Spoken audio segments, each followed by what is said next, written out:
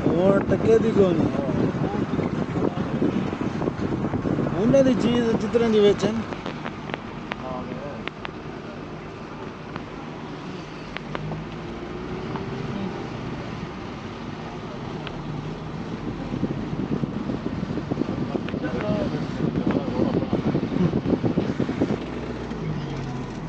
सही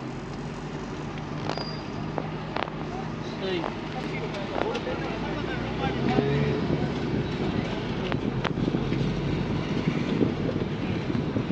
हाँ ये जी कुछ है तो मेरे को जो चाहिए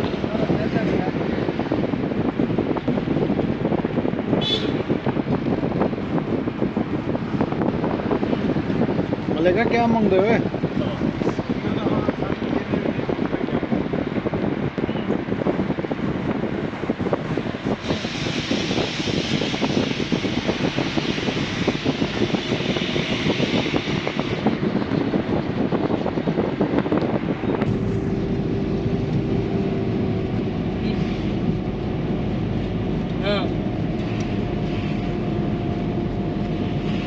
बिल्कुल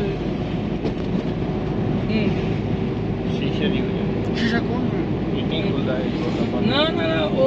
मैं थोड़ा जा मैं समझ गया गाल वो टेंशन ना घेन ते बस मैं जिमें हूँ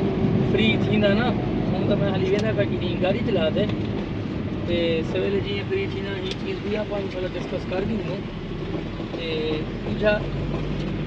हाँ बस जी में कोई ऑप्शन बने तो मैं हाजिर हाँ कितों आके मैं